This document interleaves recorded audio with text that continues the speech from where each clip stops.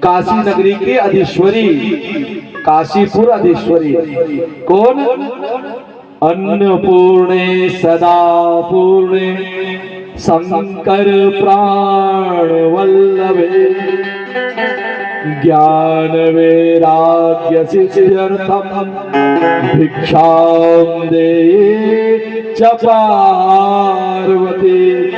भाई मैं तो माँ का बेटा हूँ और मांगा ही करता हूँ, मांगना मेरा काम है। आप लोग सब मेरे साथ काशीपुरी गए थे तो माँ अन्नपूर्णा के द्वार से खाली तो कोई आता ही नहीं। जिसके दरवाजे पे बाबा खुद मांगने खड़ा हो जाए तो उसके द्वार से अगर मेरे साथ मेरे जैसे किसी मांगने वाले के साथ में जाओगे तो आपको भी कुछ ना कुछ मांग के लाना ही पड़ेगा। तो माँ अन्नपूर्णा के द्वारे आज हम पहुंच गए हैं। आइए हृदय में अन्नपूर्णा माँ की वो छवि को हम देखें, जो छवि में माँ अपने अक्षय पात्र से, अपने चाटों के माध्यम से और इस प्रकार अपने हृदय में भिक्षा पात्र बना करके आज का संकल्प करें, क्योंकि काशी से अच्छा संकल्प कहाँ हो सकता है। काशी से पुनः कथा में प्रवेश करने के पहले आप सभी पुनः संकल्प करें। आज का संकल्प वो संकल्प है जिस संकल्प में संपूर्ण दिनों की कथाओं का कुछ कुछ पुण्य प्रभाव मिलेगा। क्योंकि आप कहाँ पहुंच रहे हैं? काशीपुरी। काशीपुरी अधीश्वरी के सामने खड़े होकर हम संकल्प करते हैं। हृदय पर हाथ रखें, भगवती से निवेदन करें कि माँ इस हृदय में बहुत सारी इच्छाएं हैं, बहुत सारी कामनाएं हैं, बहुत सारा इस संसार के लिए, इस लोक परलोक और युगों युगों तक हमारे इस परिवार के लिए मांगने की कामना है। और हमने सुना है कि भगवती तेरे द्वार पर तो जो संसार में बांटने वाला है वो भी भिक्षा मांगने खड़ा हो जाता है। तो हे काशीपुर की अधीश्वरी, जब हम कथा में आज तेरे द्वार तक आ ही गए हैं तो आज तू हमें अमित सुख सौभाग्य देना, हमें हमारे जीवन के लिए अंतिम पल तक चलने फिरने वाला स्वस्थ शरीर देना। हे माता, हमारे घर को अन्न के भंडारों से, हमारे कोष को धन के भंडारों से, हमारे परिवार को पुत्र पुत्रियों के भंडारों से, हमारे मन को इष्ट मित्रों के भंडारों से, हमारे भावों को कथा और सत्संग के भंडारों से, और हमारे नेत्रों को तेरे तीर्थ और तेरे पूजन स्थल के भंडारों से, हमारी कानों को तेरी चर्चा और सत्संग के भंडारों से, और हमारी वाणी को तेरे गुणगान के भंडारों से भर करके रखना। हे माँ, आज हम तेरे द्वार जब आ ही गए हैं तो आज हम वो मांग लें कि कभी जीवन में अब कुछ मांगने की इच्छा ही ना हो। हे भगवती, तू इस संसार को परिपूर्ण करने वाली है, तू इस संसार में सबकी मनोकामनाएं पूर्ण करने वाली, मनोवांछा फल देने वाली है। भगवती, हम जो मांग पाए वो और जो नहीं मांग पाए वो जब जब हमारे मन में आए और हम तेरे से हृदय पे हाथ रख के कह दे तो वो बात को सुन लिया करना। इस बात का भी वरदान दे आज कि हम जब तुझसे मांगे, जो बात मांगे उसी पल तो हमारी बात सुन लिया करे। ये भी तुझसे आज भिक्षा में मांगते हैं। और इस प्रकार से उन भगवती के चरणों में जो भगवान शिव को भी दान दिया करती है, उन अन्नपूर्णा माँ को प्रणाम करते हुए अपने हृदय में संपूर्ण सुख समृद्धि सौभाग्य लेकर के और भगवती से निवेदन करें कि माँ, हमारे शुभ संकल्पों को, जो संकल्प इस संसार के लिए, परिवार के लिए और हमारे लिए अच्छे हो, उनको शीघ्र शीघ्र पूरा कर दिया करना। क्योंकि हम तो बच्चे हैं, कुछ संकल्प ऐसे भी करते हैं जो समझ ना आए, तो उन संकल्पों का समाधान हमको समझा दिया करना, ताकि उन संकल्पों का हम त्याग कर दे। इस भाव के साथ एक लंबी सांस लें कि माँ ने आपको सांसों में सब कुछ दे दिया हो जैसे, और अपने शरीर के रोम रोम में सांस को समा जाने दें। और जो अपनी कृपणता है, कंजूसी है, जो तनाव है, भय है, उसको छोड़ती हुई सांस से छोड़ दे और भावना करे कि गंगा मैया इस निश्वास को भी पवित्र कर दे। आज का शुभ संकल्प हुआ। एक समय की बात है कि ब्रह्मा जी की उपासना में एक दैत्य, दुर्मद नाम का दैत्य प्रवृत्त हुआ और उस दैत्य ने बहुत उपासना करी। उपासना का सिद्धांत है और इस सिद्धांत को समझना पड़ेगा कि यदि देवता और भगवान भी बिना तपस्या के, बिना पूजन के, जब तप के, यहां तक कहा गया है कि माता भी बच्चे के रोने पे दूध पिलाती है, तो बिना जब तप के भगवान भी आशीर्वाद नहीं देते। तो जरा विचार करो कि संसार में जो चीजें आपको कोई फ्री दे रहा होगा तो वो किस कारण से दे रहा होगा? अगर संसार में कोई चीज फ्री मिल रही है तो क्यों मिल रही है? इतना विवेक जगा कर रखना लाडली बहनों, इतना विवेक जगा कर रखना, क्योंकि फ्री के बारे में कहा है ग्रंथों में कि जो चीज फ्री मिलती है उसकी कीमत जीवन देकर चुकाना पड़ती है। तो इस बात का ध्यान रखना कि फ्री में अगर कुछ मिलता है तो सोच विचार कर ले, क्योंकि जब भगवान भी बिना तप के हमको पुण्य फल नहीं देते, हमारे जीवन में परिवर्तन नहीं करते। आज के समय में देखा जाए तो उस बात का विचार करना चाहिए। उस दैत्य ने बहुत तपस्या करी और तपस्या करने के बाद भगवान ब्रह्मदेव के पास पहुंचा। जब ब्रह्मदेव के पास पहुंचा तो ब्रह्मदेव ने उससे कहा कि मैं तेरी तपस्या से प्रसन्न हो गया हूं, इसी कारण तो इस लोक तक आ पाया है, क्या वरदान मांगना चाहते हो? तब उसने कहा कि मैं देवताओं के ऊपर विजय प्राप्त करना चाहता हूं। तो बोले मांगो, क्या वरदान मांगते हो? तो उसने कहा देवता बलवान होते हैं पूजन और भजन से। ब्राह्मण जब यज्ञ आदि करते तो देवता बलवान होते हैं। इन देवताओं को बलहीन और तेजहीन करने के लिए मैं वेदों को मांगता हूं। और उसने चारों वेद ब्रह्मा जी से मांग लिए। और जब वेद मांगे तो ब्राह्मण धीरे धीरे वेद भूल गए। और जब वेद भूले तो वे यज्ञ आदि नहीं करवा पाते, कर्मकांड आदि नहीं करवा पाते, जप तप आदि नहीं करवा पाते। ब्राह्मणों का बल समाप्त हुआ, देवताओं का बल समाप्त हो गया। देवता अब इस सृष्टि में जलादि का वर्षण नहीं कर पाते, लोगों को मनोवांछित फल नहीं दे पा रहे थे। ऐसा बहुत समय तक हुआ। इस धरती पर अकाल पड़ गया। और जब अकाल पड़ा तो अकाल के बारे में सुना है कि व्यक्ति भोजन को तरसने लगता है, अन्न होना बंद हो जाता है, फल और फूल वृक्षों में नहीं रह पाते, कई वृक्ष तो सूख जाते हैं, यहाँ वहां के तालाब और सरोवर सूख जाते हैं। गोएं जब घास नहीं खा पाती तो जैसे तैसे अपना जीवन जीती हैं, उनके पास भी दुग्ध नहीं होता। जब ऐसी स्थिति हुई इस संसार की, चारों ओर हाहाकार मचने लगा। उस हाहाकार की स्थिति में जो ब्राह्मण थे वेद को तो भूल चुके, कर्मकांड आदि भूल चुके, लेकिन उन वेदों की महिमा का सार रूप वो भगवती का नाम उनको याद रह गया। और वे उस भगवती को माँ माँ करके पुकारने लगे। उनका टूटी फूटी वाणी में गुणगान करते हुए पुकारने लगे। और जब उन ब्राह्मणों ने माँ को पुकारा तो संसार के सारे लोग भी उनके साथ मिलकर के उस भगवती की आराधना में लीन हुए। और जब आराधना में लीन हुए तो वो भगवती श्याम वर्णा अर्थात काले रूप वाली प्रकट हुई। उसके हाथ में तलवार थी, गदा था, पाश और अंकुश धारण किए हुए वो भगवती श्याम वर्णा उन ब्राह्मणों की ओर देखने लगी। ब्राह्मण उससे कहने लगे, ये माँ देख हमारी क्या स्थिति हो गई है, इस जगती में कहीं पर भी जल देखने को नहीं मिलता। यदि कहीं जल मिलता है तो मटमेले जल को पी करके जैसे जैसे हम जीवन जी रहे हैं।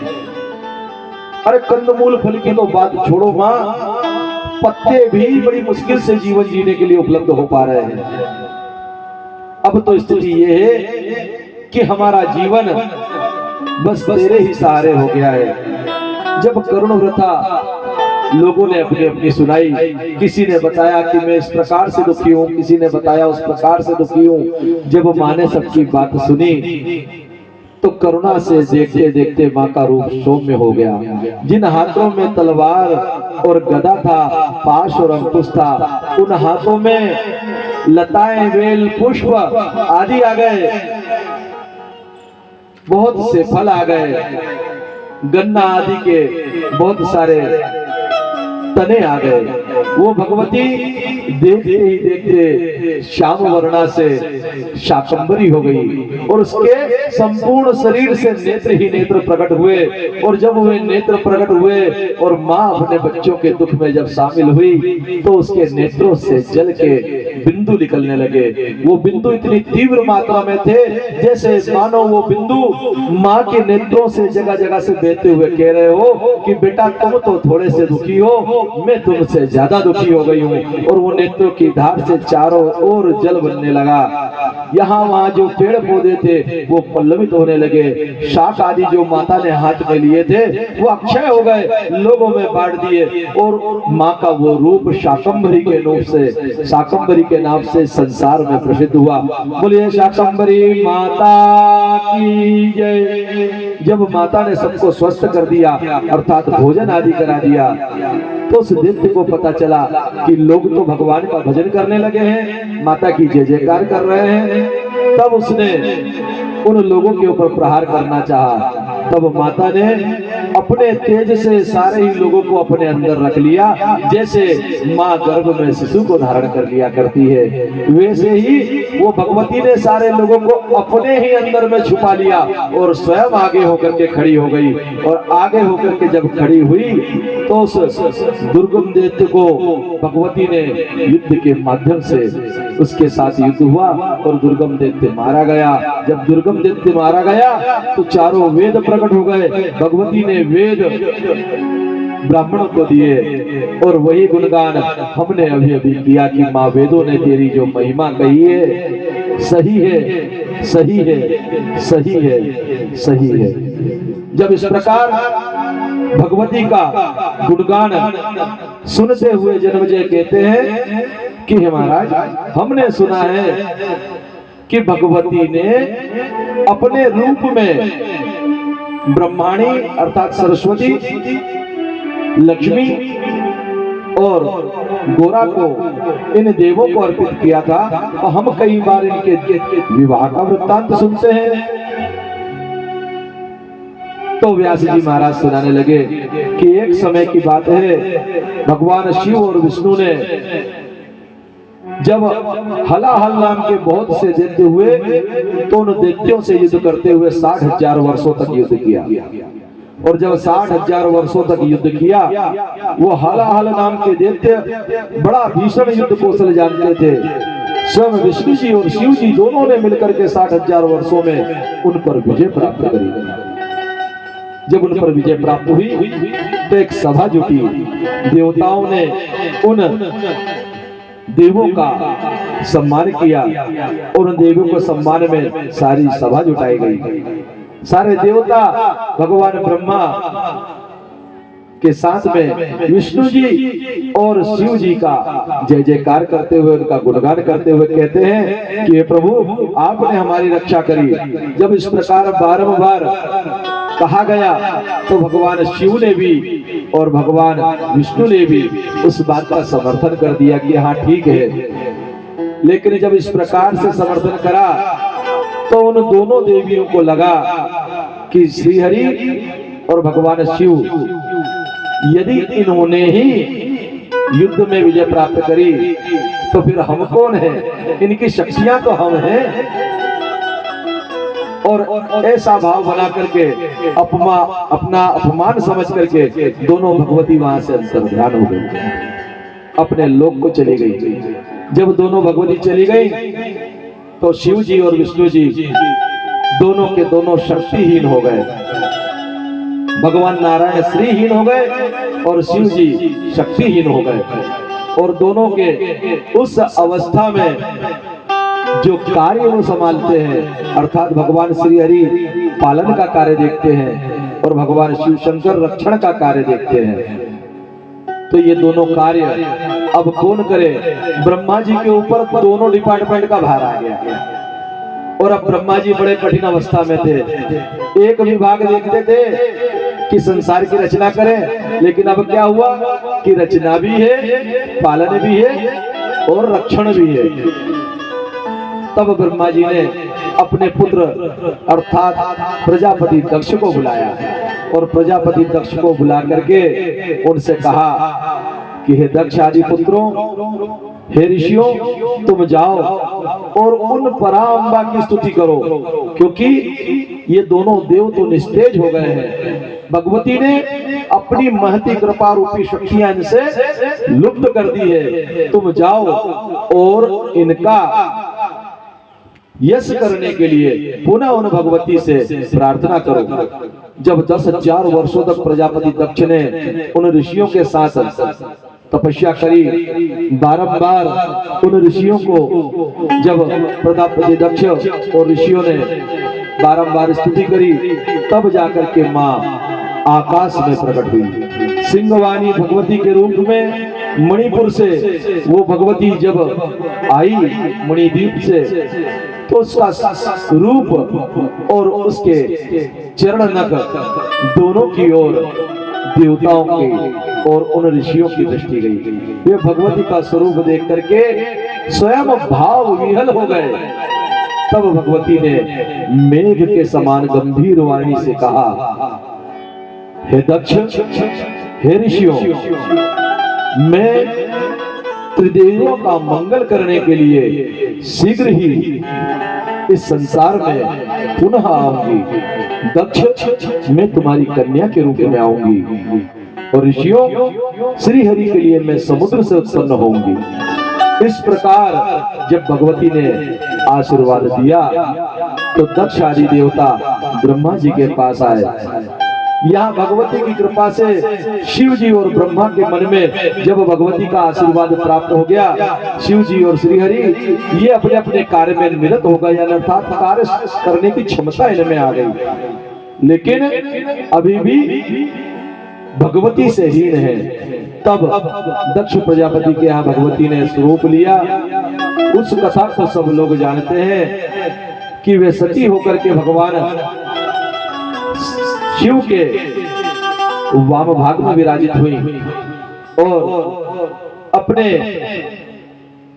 अपराध के कारण दक्ष ने अपनी पुत्री को खोया। दक्ष ने भगवान शिव का अपमान कर दिया था और भगवती के निर्माल्य का अपमान कर दिया था। देवी भागवत में कथा आती है कि एक बार दुर्वासा जी भगवती की स्तुति करते हुए उनके धाम से जब आ रहे थे, तब माता ने प्रसन्न होकर उनको एक अमरावती के पुष्पों की माला दी थी, जो देवराज इंद्र नित्य मां के चरणों में चढ़ाया करते थे।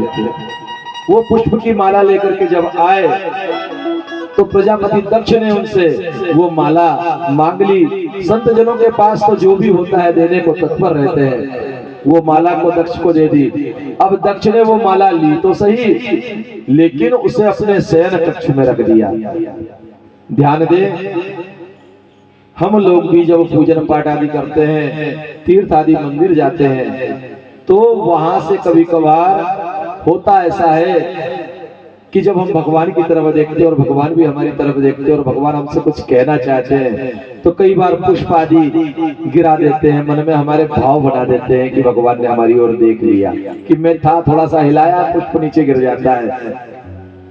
और भी कई भक्तों के साथ कई प्रकार के अनुभव होते हैं। तो अगर वो निर्माल्य आप लेकर के आए तो पूजन स्थान में रखें अपने घर के उस कक्ष में ना रखे जिसको हम आजकल की भाषा में शयन कक्ष अर्थात बेडरूम बोलते हैं। दक्ष ने वही अपराध किया और उसके कारण उसकी बुद्धि खराब हुई, और बुद्धि खराब होने के कारण भगवान शिव का अपमान करा, और भगवान शिव का अपमान होने के बाद भगवान शिव के गण छोड़ा नहीं करते। भगवती ने अपनी देह त्याग करी और फिर भगवती ने हिमालय के यहाँ पुनः उनकी पुत्री के रूप में जन्म लिया और भगवान की बहुत आराधना करी, क्योंकि शिव जी के मन में विरक्ता आ गया था, वैराग्य आ गया था, और उनकी आराधना करते हुए भगवती ने कई वर्षों तक केवल फल फूल खा करके, फिर उसके बाद फल और फूल दोनों छोड़ दिए, बिल्व पत्र खा करके, फिर पत्र भी छोड़ दिए, जो सूखे पत्र होते थे वो खा करके, फिर उसके बाद तो केवल पानी के बुलबुले पर भगवती ने तप किया। तब जाकर भगवान शिव मां पर अतिशय प्रसन्न हुए और भगवती और भगवान के विवाह की वेला आई है। यदि कोई झांकी बनाई हो तो ठीक है, नहीं तो हम नृत्य गायन और वादन के साथ एक गरबा करते हुए भगवान शिव जी का विवाह उत्सव में शामिल हो जाते हैं और भगवती की स्तुति को हम आनंद के रूप में आज पूर्ण करते हैं। माँ भगवती जब भगवान शिव से उनका विवाह का समय आया, शिव जी की बारात भी जाती है और उस बारात में तरह तरह के गण पहुंचते हैं और उन गणों को देख करके नगर के लोग डर जाते हैं। नगर के लोगों का डर देख करके माता कहती है कि मैं इस जोगी के साथ अपनी पुत्री का विवाह नहीं करूंगी, इस जोगी के पास तो कुछ भी नहीं दिखता, भगवान शिव का स्वरूप कैसा है तो रामचरितमानस में गोसाई बाबा ने थोड़ा सा बताया है। क्या कहते हैं कि भगवान शिव के सर पर गंगा जी की लहरें कल्लोल कर रही है, शशि ललाट सुंदर सिर गंगा और तीन नेत्र उपवीत भुजंगा, अर्थात तीन नेत्र है, सांप का जनेऊ डाल रखा है और सांप का जनेऊ डाल करके सांप से ही जटाओं को बांध दिया है और हाथी का चर्म ला करके बाबा को लपेट दिया है। बोले बाबा का मेकअप तो जाकर के शमशान की भभूति लिया है और उसमें से सुखी सुखी भभूति बाबा के ऊपर चिपड़ दिए। 4-6 गणों में मिलकर आगे और पीछे बाबा ने रूप धारण करा है। सांप के 5 फन वाला छोटे छोटे सांप जो लेकर के आए थे वो बंधे हुए हैं, तो वो मोहर का काम कर रहे हैं। भगवान की जटाएं बंधी हुई है और बड़ा सा सांप जो लाए थे वो यज्ञोपवीत के रूप में बाबा के रूप में है और विभूति रमी हुई है, गज का चर्म लपेट दिया गया है और बाबा बेल पर चल करके माई को लेने के लिए जा रहे हैं। नीला दूल्हे में मतवारे दूल्हे में सजी रहे, अरे हाँ सजी रहे रे। हमारा 5 मिनट बाद दिया।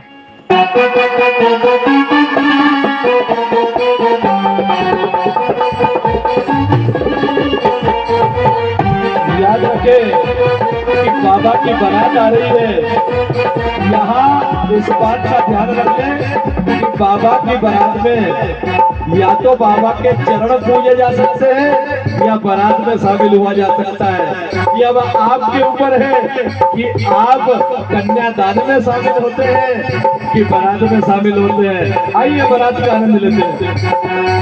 सजी रहे भोले बाबा निराले दूल्हे में, सज रहे भोले बाबा निराले दूल्हे में, सजी रहे भोले बाबा निराले दूल्हे में, सज रहे भोले बाबा निराले जोड़े में, निराले दूल्हे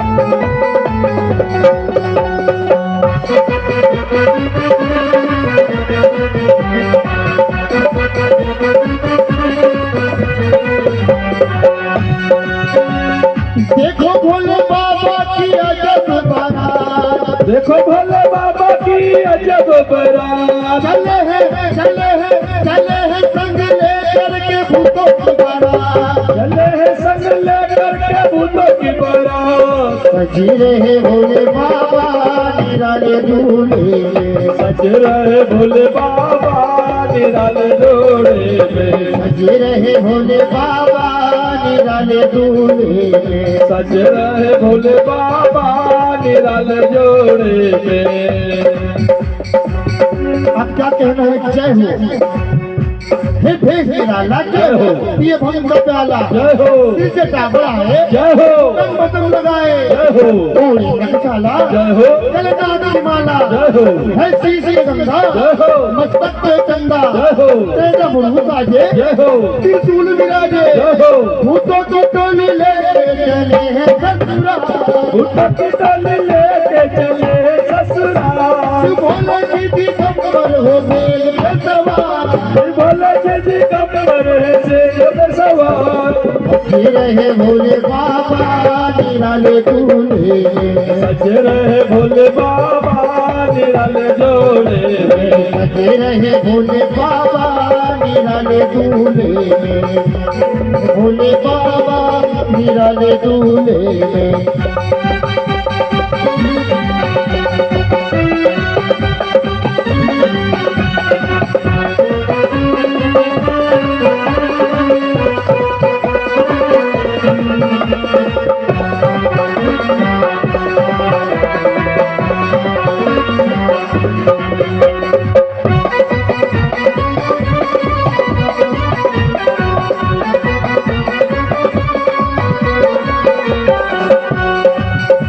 नित्य है अकेले जय हो शंकर अलवेले, जय हो हे गुरु जगत के जय हो नहीं किसी के जेले, जय हो है भान का जंगल, जय हो जंगल में मंगल, जय हो भूतों की पलटन, जय हो आ गई है बनकर, जय हो ले भान का रखा, जय हो लेकर सिलवट का, जय हो सब पीछे हैं, जय हो होकर बक्का, जय हो पी करके प्याले, जय हो हो गए मतवाले, जय हो कोई ढोल बजाए, जय हो कोई ढोल बजाए, जय हो कोई नाचे बम बम, जय हो कोई गावे बम बम, जय हो बोले भंडारी, जय हो बहू के ससुरारी, जय हो सबसे के भागे, जय हो सबसे राजवारी, जय हो कोई भागे गाड़ी, जय हो कोई भागे पिछाड़ी, जय हो खुल गई किसी की जय हो धोती और साड़ी, जय हो कोई कूदे खम खम, जय हो कोई बोले बम बम, जय हो कोई कंका छोटा, जय हो कोई एकदम मोटा, जय हो कोई कंका लंबा, जय हो कोई तार का खंबा, जय हो कोई एक गंगा, जय हो कोई बिल्कुल नंगा, जय हो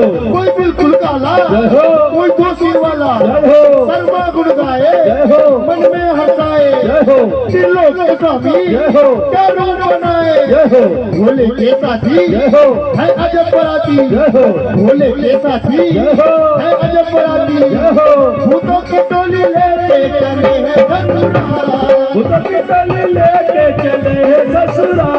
शिव भोले जी की कमर हो बैल पे सवार, शिव भोले जी कमर है बैल पे सवार, सजे रहे भोले बाबा निराले दूल्हे में, सज रहे भोले बाबा निराले दूल्हे, निराले दूल्हे में मतवारे दूल्हे में, निराले दूल्हे में मतवाले दूल्हे में, निराले दूल्हे में मतवारे दूल्हे में, निराले दूल्हे में मतवाले दूल्हे में। सजे रहे भोले बाबा निराले दूल्हे में सज रहे भोले बाबा निराले दूल्हे में, सज रहे भोले बाबा निराले दूल्हे में।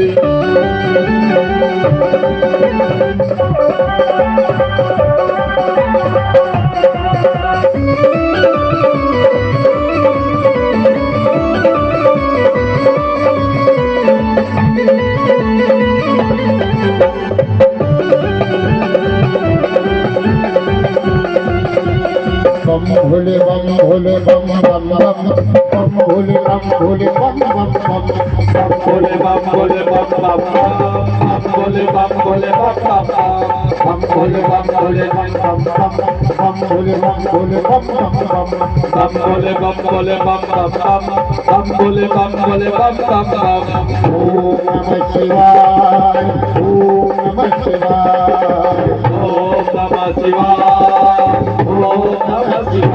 शिवाय ओम नमः शिवाय ओम नमः शिवाय ओम नमः शिवाय ओम नमः शिवाय।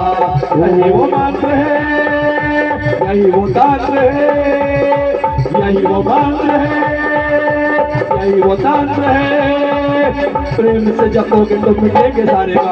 हम भोले बम भोले बम बम बम, हम भोले बम भोले बम बम बम, हम भोले बम भोले बम बम बम, हम भोले बम भोले बम बम, हम भोले बम भोले बम बम, हम भोले बम भोले बम बम, हम भोले बम भोले बम बम, हम भोले बम भोले बम बम, हम भोले बम भोले बम बम बम।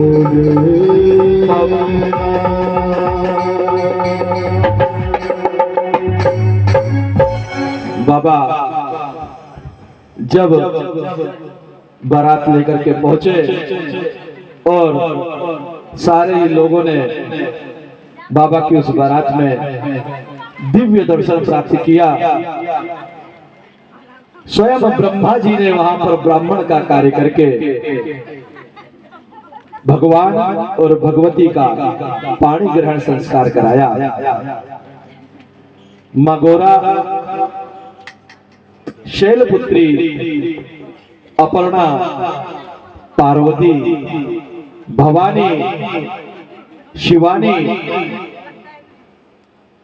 इन नामों से वो भगवती इस संसार में पूजित होती हैं और उन भगवती का नाम स्मरण करके इस भारत भू की माताएं बेटियां पातिव्रत का धर्म निभाया करती हैं।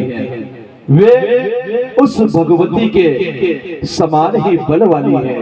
वे उस भगवती के प्रण को निभाने वाली है। उन गौरा का तप करने के नाम भगवान शिव के प्रति उनका अनुपम स्नेह, ये सारी ही बात उनको श्रेष्ठ प्रतिमाओं में रखता है। इस प्रकार भगवान शिव और शिवा पुनः कैलाश पर रमण करने लगे और भगवान का वो गुणगान, भगवान का वो वृत्तांत, उनकी वो लीला सुनकर संसार के लोग इस संसार में अपने जीवन को धन्य बनाने लगे। भगवती और भगवान का यह चरित्र जो श्रवण करता है, जो इसको भाव से दर्शन करता है, जो इस कथा में मन लाता है, श्रीमद् भागवत पुराण के अंतर्गत, देवी भागवत महापुराण के अंतर्गत ऐसा वृत्तांत आता है कि जो भी इस कथा को सुनता है वो गृहस्थ जीवन में सुख, सौभाग्य और ऐश्वर्य को प्राप्त करता है और शिव शिवा की कृपा का अधिकारी हो जाता है। ऐसे शिव और शिवा के अधिकारी आप सब भगवती और भगवान को प्रणाम करें। बोलो गौरा पार्वती मैया की, जगत गुरु भोले बाबा की जय। अब हम एक दिवस की कथा और शेष बची है और उसमें भी कल की कथा 12 बजे प्रारंभ हो जाएगी। शीघ्र प्रारंभ होकर के कथा कल की 3-3:30 बजे तक पूर्ण भी हो जाएगी, क्योंकि अंतिम दिवस की कथा है। कन्याओं का भोजन करना है और जो माताएं निरंतर कथा में आती रही, इनसे भी निवेदन है कि भोजन प्राप्त करें सायं का। तो 3-3:30-4 बजे तक आरती आदि होते करते 3:30-4 बज ही जाएगा और सायं का सब भगवती प्रसाद प्राप्त करें। क्यों? क्योंकि एकमात्र मंदिर है मां शारदा भवानी का खंडवा नगर में, और साल में एक उत्सव हम करते हैं, एक ही उत्सव करते हैं ना, गुप्त नवरात्रा में बसंत पंचमी का। और 3 वर्षों से यह उत्सव जब होता रहा तो उसमें यह स्थिति रही कि करें या ना करें। तो इस उत्सव में